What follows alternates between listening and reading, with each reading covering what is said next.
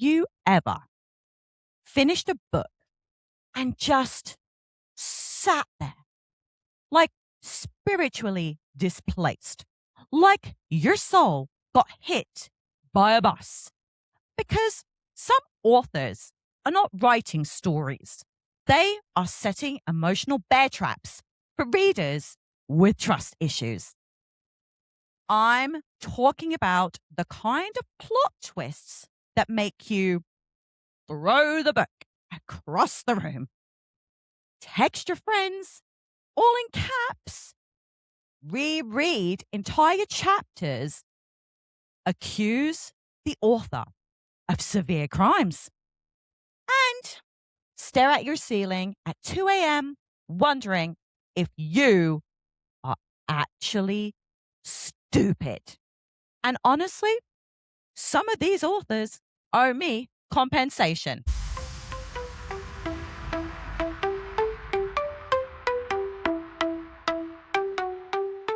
Welcome back to the Litdulterous Whore, where we support women's rights and women's wrongs in psychological thrillers. Hello, my dark little book goblins. Today, we are discussing some of the most unhinged plot twists ever. And I'm not just talking good twists. No. I mean the kinds of twists that are so insane, they permanently alter your brain chemistry.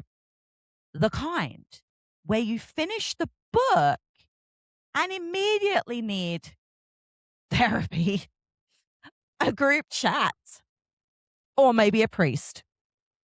And obviously, I'm going to throw this out there right now. Massive spoiler warnings. Seriously. Now, if you haven't read these books and you don't like spoilers, you might want to leave right now. Go read them. You're going to need to experience the emotional destruction naturally, because today I'm exposing the literary crimes before we even start dragging these authors publicly. Can we just talk for a moment about why readers are so obsessed with plot twists? I know I am. Because honestly, thriller readers, we're not okay. There is something deeply unwell about finishing a book that emotionally destroyed you, and you immediately go, that was amazing. Like, why are we enjoying psychological assault as a hobby?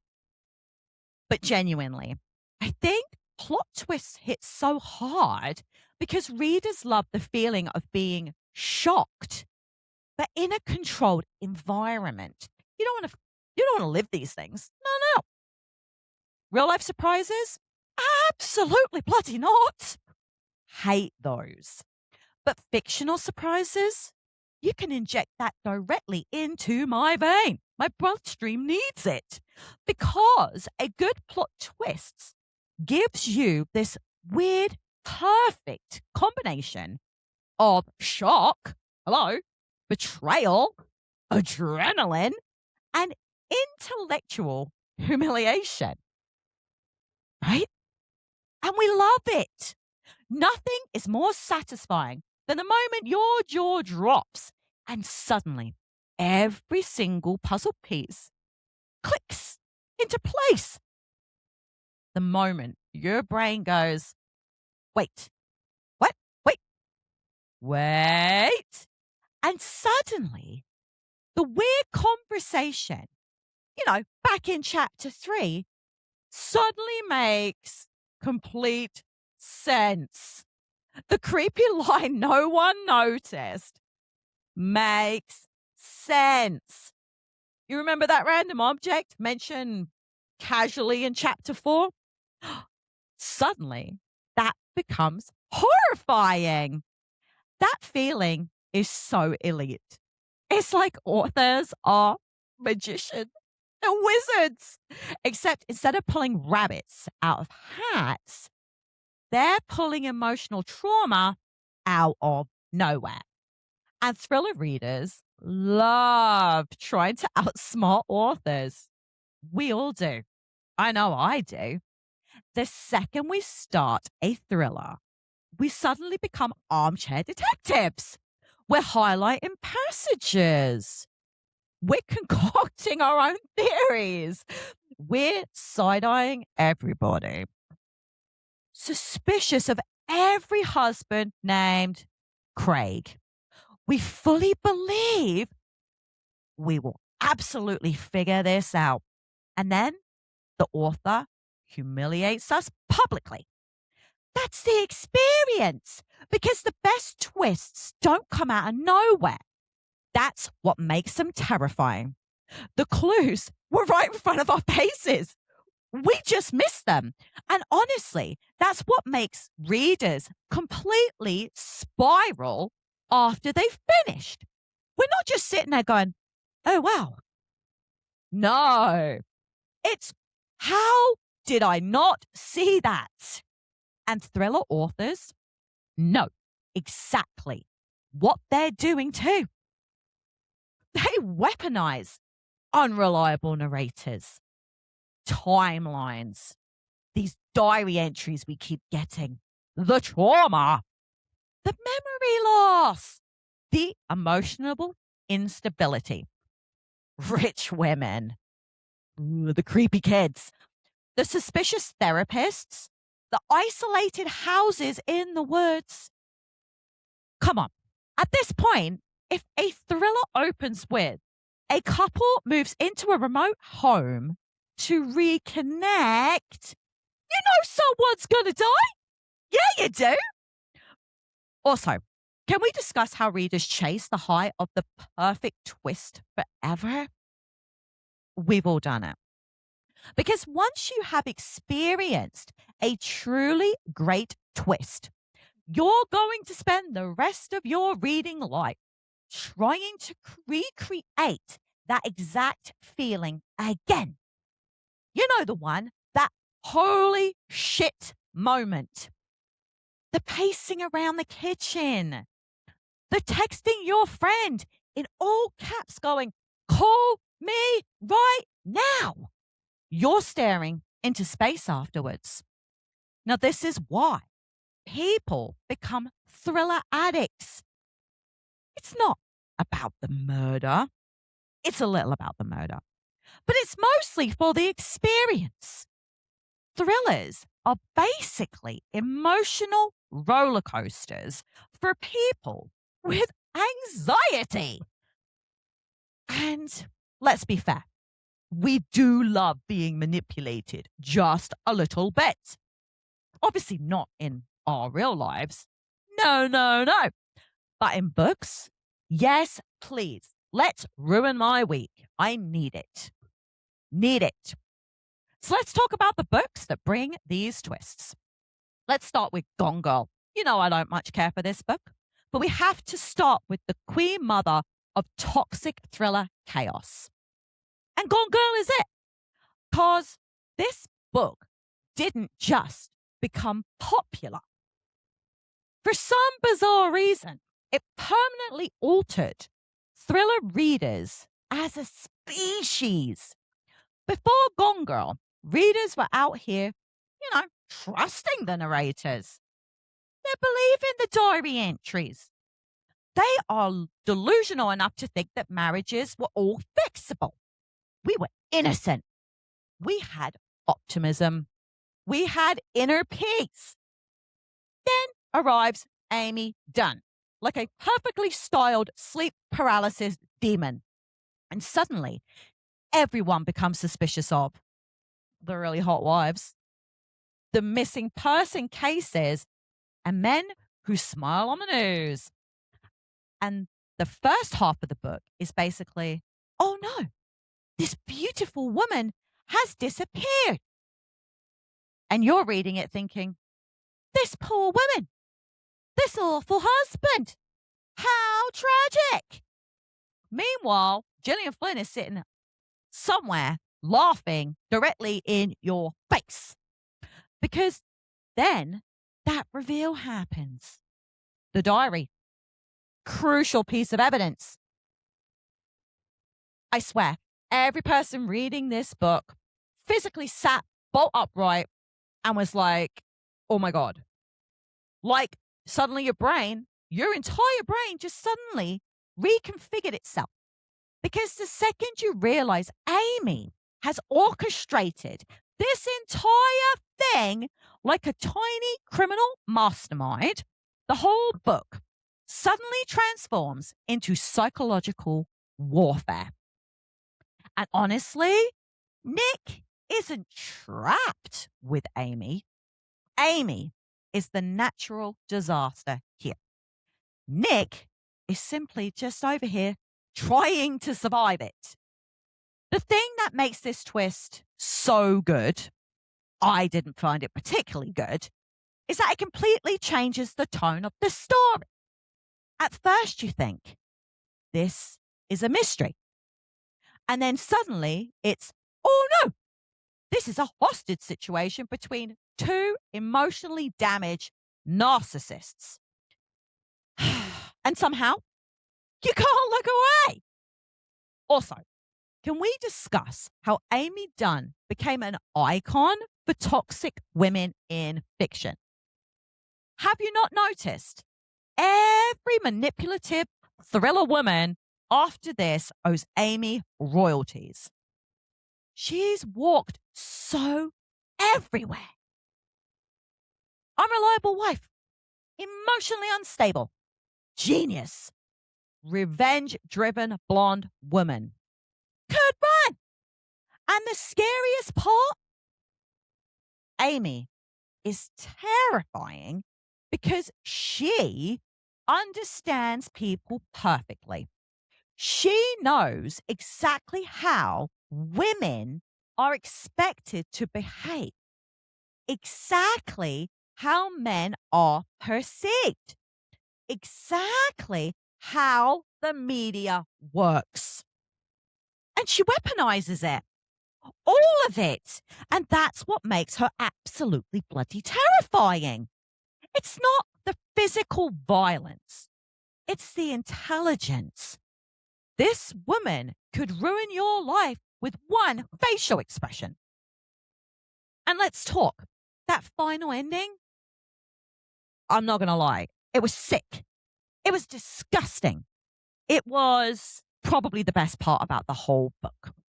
Gillian Flynn really looked at a marriage and said, what if this was psychological combat instead of romance?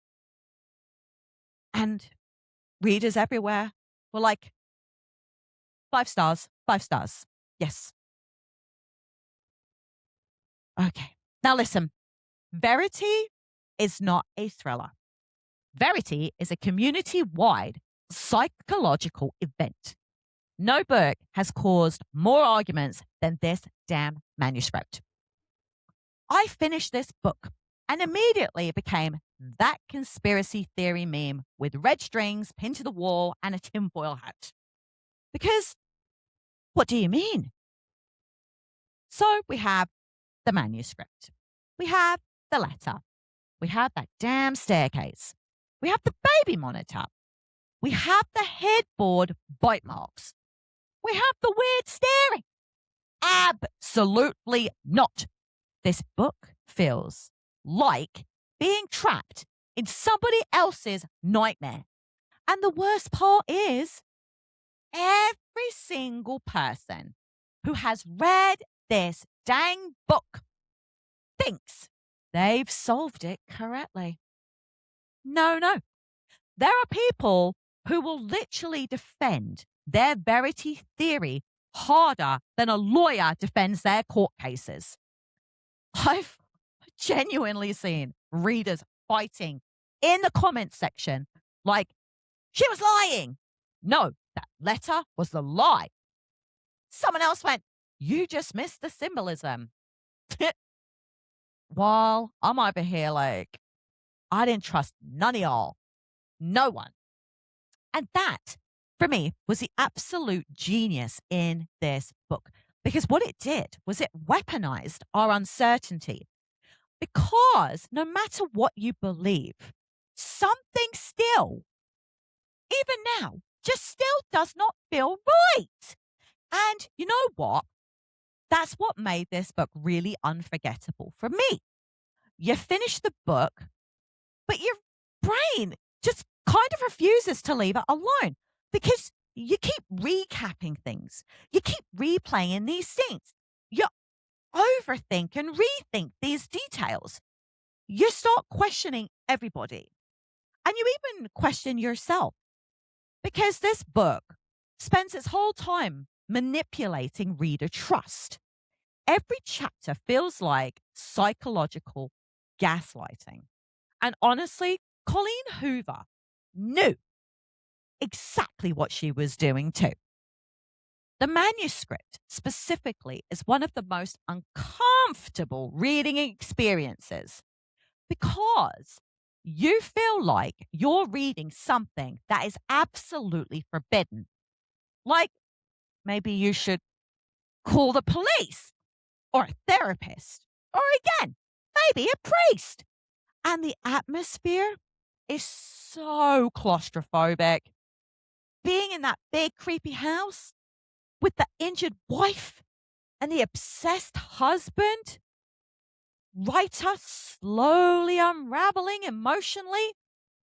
The vibes are everybody needs immediate psychiatric evaluation. Also, can we discuss how this book made readers suspicious of manuscript discoveries forever? If I find hidden papers in someone's office now, I think I'm just going to take a set of matches and burn that M house down immediately. I've got no curiosity. I got no need to investigate. No, thank you. Okay, this next twist. It was a twist. Prison, solitary confinement, maximum security. How did this author manage to gaslight everyone so successfully? A lot of readers trusted this narrator with their emotional well being. That was mistake number one. The timeline manipulation was genuinely evil. It wasn't clever. It wasn't sneaky. It was just plain evil. Because when the reveal finally clicks into place, you realize the author has been standing in front of you waving this red flag the entire dang time. And somehow we missed it. For me, I remember the exact moment the twist landed for me. The trouble was, it was too early for me. No one else cottoned on. But for everyone else, it was an icy feeling where suddenly everything started to make sense all at once. The conversations, pacing, the timelines, all of the emotional distance. It was insane. Like I said, the clues were technically there. People just missed them. And that's why, for a lot of people, the twist worked so well. Now, the author wasn't cheating, he was just smarter than most of you. Honestly, I agree. It was rude. It was rude. And can we talk about how thrillers love an unreliable male narrator with unresolved emotional issues? Because apparently readers see quiet, emotionally detached man and they go, oh, yeah, that's a man right there I can trust. Absolutely. Completely. Meanwhile, he's actively dismantling reality. The thing I love most about the twist is how clean it was. There was no giant explosions. There was no absurd randomness. Just one horrifying realization that quietly rearranges the entire story. Now, those are the best kinds of twists. The ones where suddenly your brain starts replaying scenes differently in real time, right? And honestly, we thriller lovers secretly love this feeling. We adore being manipulated in fiction. Why do you think we keep coming back? We want that emotional devastation. Oh, we crave the betrayal. If you think about it, we are literary masochists. I have one mini rant. Thriller authors wake up every single morning and choose psychological violence. Fantasy authors, what if dragons existed? Authors of thrillers, what if your husband has a secret basement? What? Fantasy authors, what if there's magical powers? Thriller authors, what if the narrator murdered somebody and just forgot? Fantasy authors, what if there is a chosen one? Oh, yeah. Thriller authors, what if your child is terrifying? The energies couldn't be more different. Thriller authors don't want readers to escape reality. They are literally banking on readers distrusting reality. We have to talk about this book. This twist made me question whether or not my brain actually functions correctly. Because the second that reveal happens, every single interaction in this book becomes horrifying retroactively. And that is my favorite kind of twist. Not random shock value, not actually the dog did it. No, I want the kind of twist that completely transforms the meaning of the story afterwards. And Shutter Island, whoa. This book, every conversation felt darker. Every warning meant something very freaking different. Every moment suddenly becomes tragic. Shutter Island absolutely nailed all of the above because once the truth clicks into place, the entire atmosphere changed in an instant. And honestly, the atmosphere in this story, it deserves awards. Rainstorms, isolation, fog, crumbling buildings, psychological collapse, men chain smoking through emotional breakdowns. It was literally giving everyone here is one bad day away from losing their damn minds. And the twist itself, now that was terrifying because it emotionally devastated more than shocked. That final realization, oh, that hurts. Because underneath all the mystery and the paranoia, all you're really left with is grief, guilt, denial, madness, which somehow made it even darker. Also, can we acknowledge that thrillers that are set on isolated islands are always going to be more horrifying? No good thing ever happens on thriller islands. Ever. Fact. Okay, moving into the next book. Now, respectfully, thriller marriages should require government monitoring because every couple in thrillers is approximately 3 arguments away from attempted murder. I don't jest. And this couple in this book, oh, they needed divine intervention. The second this book started, I was side-eyeing everybody involved. I couldn't help it because nobody acts normal. Not one bit. Not ever. And every reveal somehow makes the relationship worse, which honestly, that was kind of impressive.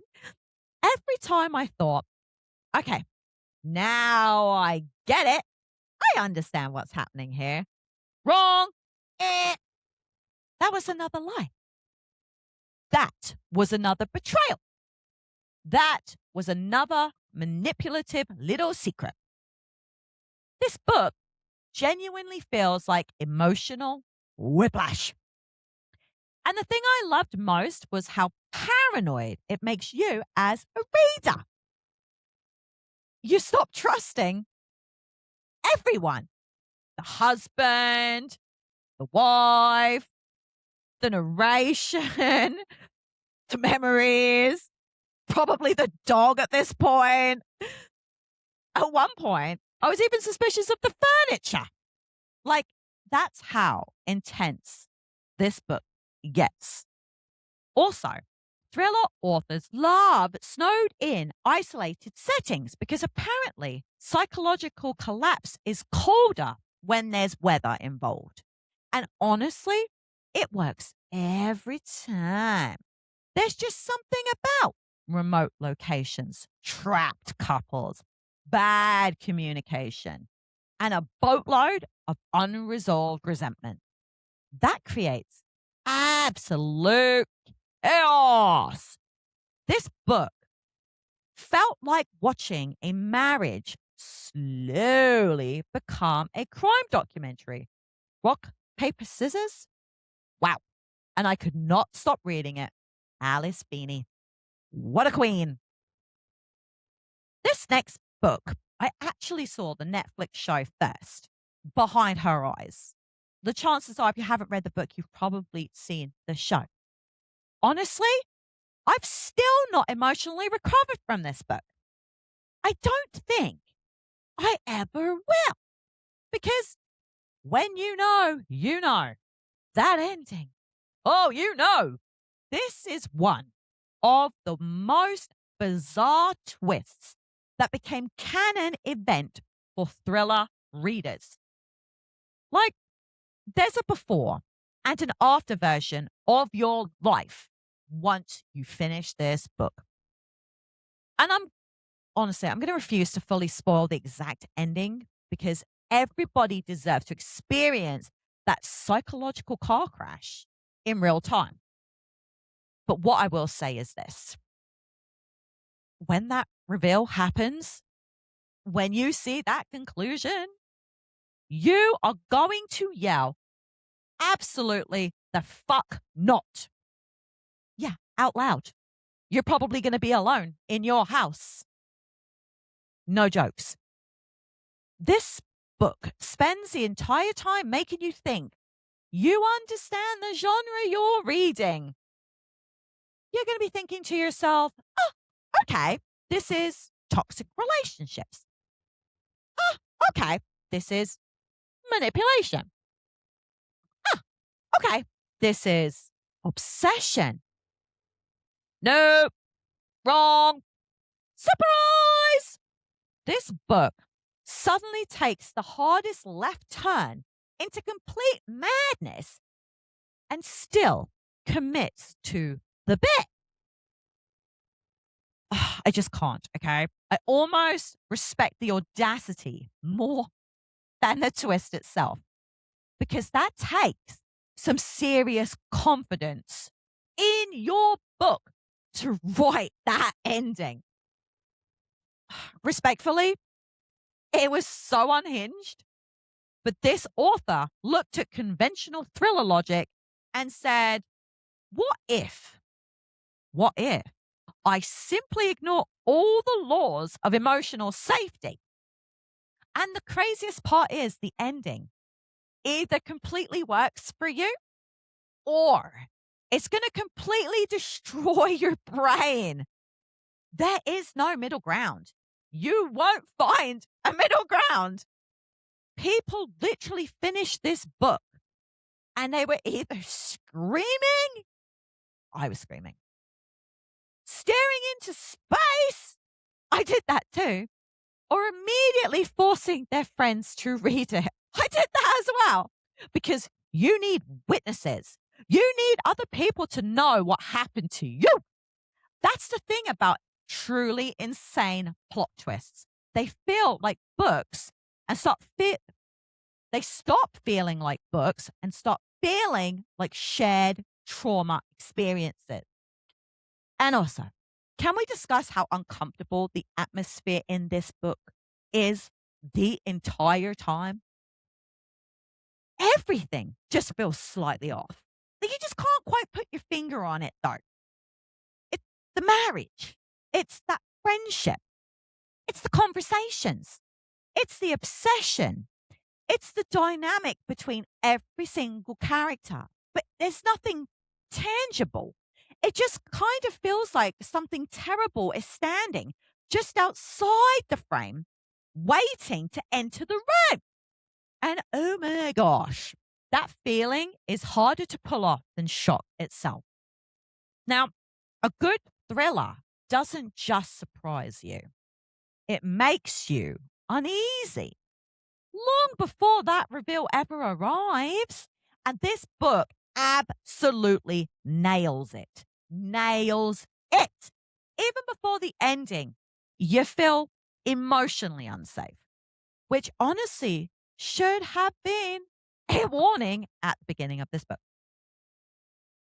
Okay, can we please discuss how Book Talk recommends thrillers? I know we're all a little unwell, okay? Because thriller readers genuinely are unwell online. People will casually post videos like, this book destroyed my mental stability. And somehow, our exact response back is, oh my God, add to cart, check out, check out, check out. Why are we like this? Romance readers are seeking comfort. Fantasy readers are seeking adventure. Thriller readers, well, we want psychological damage. What the heck's wrong with us? We want books that make us pace around the kitchen afterwards. We want those endings that make us text our friends. I'm not joking. You're like, oh my God, send help, send coffee, send wine, do something. They can do nothing. And Book Talk makes it worse because thriller readers never explain books like a normal person. Nobody ever says things like, oh, well, this was a clever little mystery. What? No, they don't. They say things like, I had to stare at a wall after reading this book. Or they'll say something like, that ending made me sick. Or, this is one of my favorites, I no longer trust anybody. What? Someone else will say something like, I wish I could unread that. This plot twist ruined my life. And we gobble it up immediately, like emotionally unstable little book gremlins, searching for our new trauma. Send help. Also, thriller readers are so dramatic online. I'm dramatic normally, but every review sounds like, this book psychologically assaulted me. 5 stars. Meanwhile, if a thriller doesn't emotionally wreck us, we feel betrayed. We're disappointed. We need to be betrayed. We crave that devastation. Honestly, thriller readers are concerning people. Now, this next book emotionally body slammed an entire generation of readers. We Were Liars. Now, especially if you are a young adult reader. Because I'm not even joking, okay? This book, the writing felt soft and nostalgic and dreamy. Well, at first, it's all like, beaches and summer memories and rich family drama. Beautiful descriptions. There's some yearning, a little sadness. Meanwhile, devastation is literally hiding behind a tree, waiting to jump on you. And that ending, pain. Not just shocking, not just clever, emotional damage. Because the best plot twists don't just surprise you. No, no, no. They hurt you. This book specifically works because emotionally, the reveal completely recontextualizes every single chapter that came before it. Suddenly, every interaction feels different. Every conversation hurts more. Every memory becomes tragic. And honestly, those twists, those are the twists that stay with people forever. Not the craziest ones. It's the sad ones. The ones where your chest physically hurts afterwards. And the writing style, well, that just made it about a million times worse because everything felt dreamlike. It had this fuzzy quality to it and fragmented already. So when the truth finally crashes into place, it feels like waking up from something beautiful directly into grief. And honestly, that was rude. That was some seriously rude behavior from the author. Also, can we acknowledge how many readers thought this was just going to be rich teenagers being messy? That's what I thought. And instead, we got emotionally annihilated. This is why I no longer trust books with pretty covers and beach settings. Because there is always trauma in there lurking. This next book, I did a deep dive with Betty on Bookslayers, Pet Sematary. Stephen King, he is the master of twists because his twists hit differently because they always feel inevitable. Like from page one, you already know that nothing good is going to happen here. And somehow, the reality is always so much worse than you could ever have conjured. Honestly, it feels impossible, okay? But Pet Cemetery is basically this formula of grief plus denial plus horrific decision making. And every single time somebody says, hey, maybe don't do that incredibly cursed thing, the characters respond, counterpoint, what if I absolutely did? This book is terrifying because the horror feels deeply human.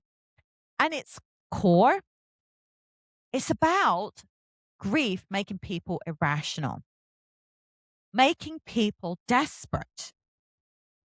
This book is about people willingly ignoring every single warning sign because love and loss completely override logic. And honestly, that is scarier than any monster could ever be. The horror in this book feels inevitable because emotionally you understand why the characters are making these terrible choices. Come on, we all know they shouldn't. You know this will end horribly. But grief makes people reach for impossible things. And that's what makes this story so devastating. Also, can we just talk about the atmosphere in this book? Absolutely cursed. Every single page felt wrong. Like something had spiritually contaminated it.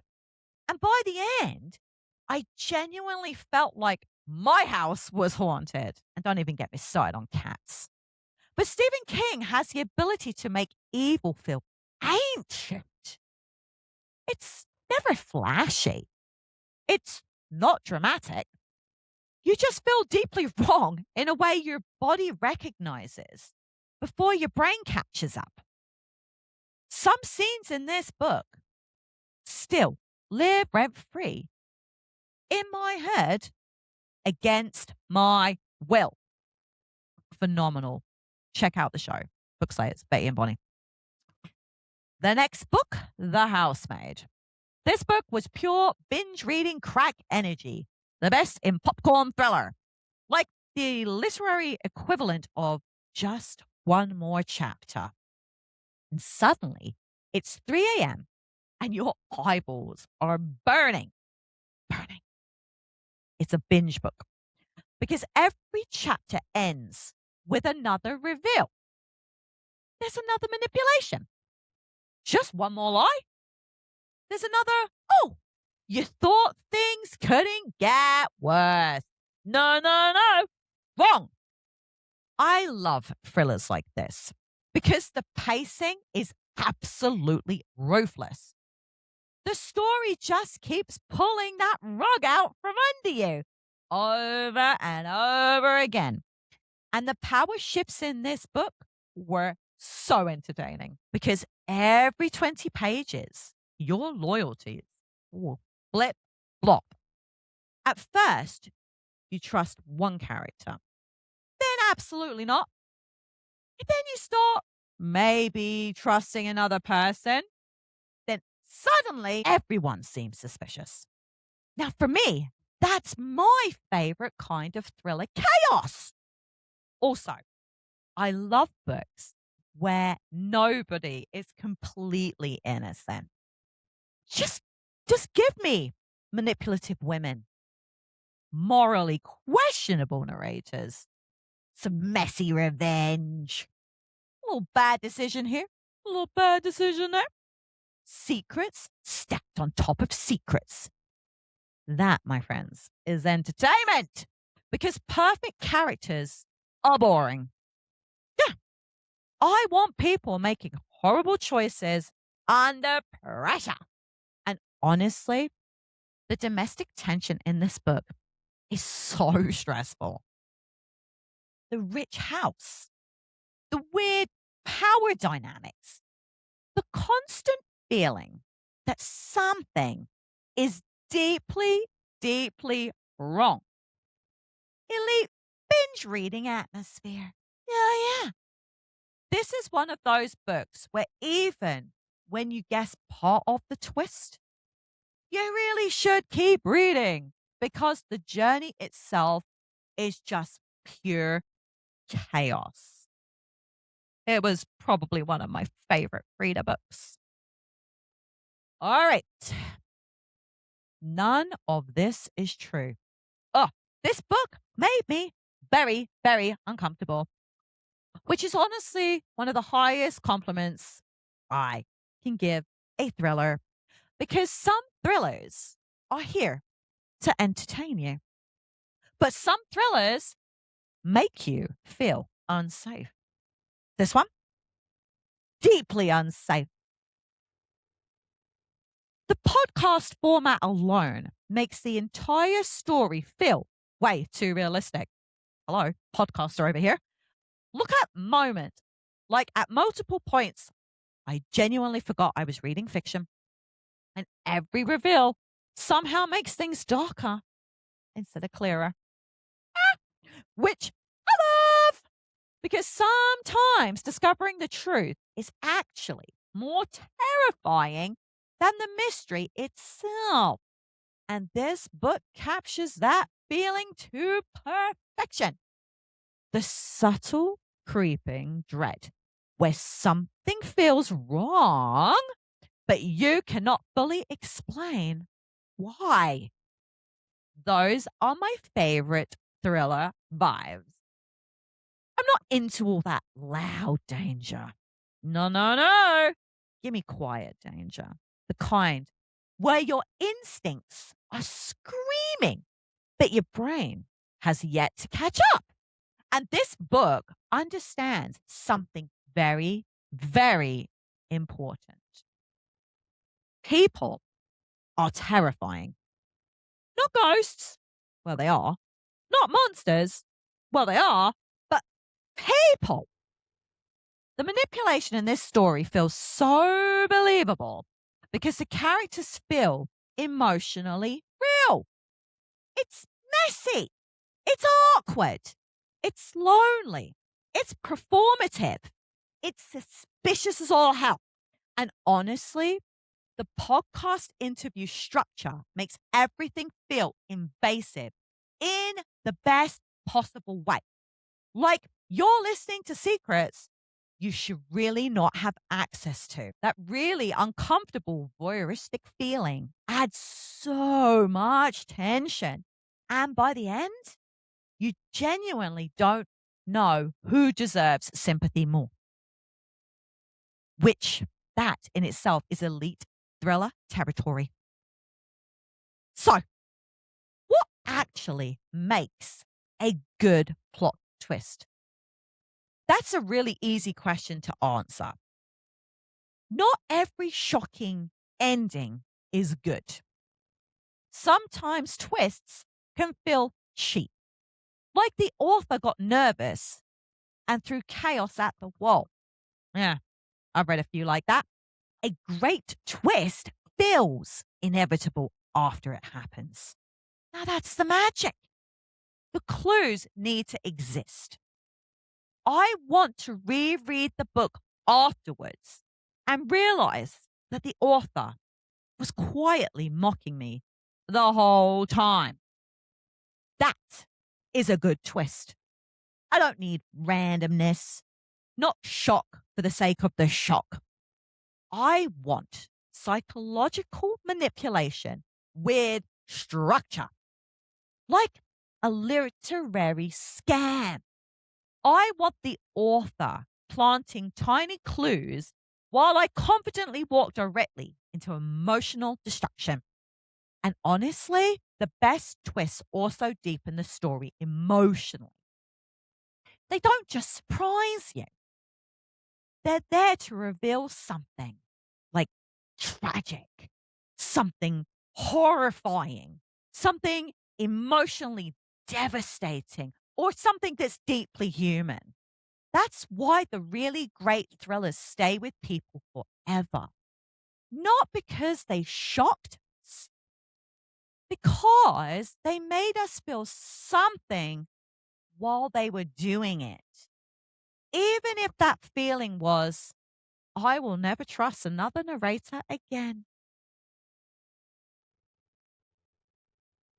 Honestly, this episode confirmed something deeply important. Reading thrillers is not self care, it's emotional gambling. We willingly spend money to let strangers psychologically destroy us for entertainment. And honestly, I will absolutely do it again tomorrow. No hesitation. Immediately. Because apparently I do enjoy stress recreationally. Now, if you love today's episode, you're going to give this podcast a follow. You're going to leave me a review. You are going to comment, share with your friends, and you are going to tell me your most unhinged plot twist of all time because I am always searching for new emotional damage. Seriously, let's see if you can ruin my life. Bring me that chaos.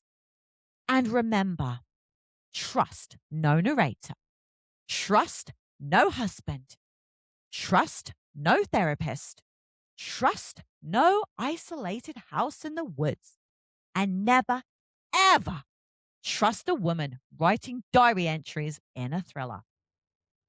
I hope that you have the reading week that you deserve, and I will see you next week. Take care, you little trauma goblins.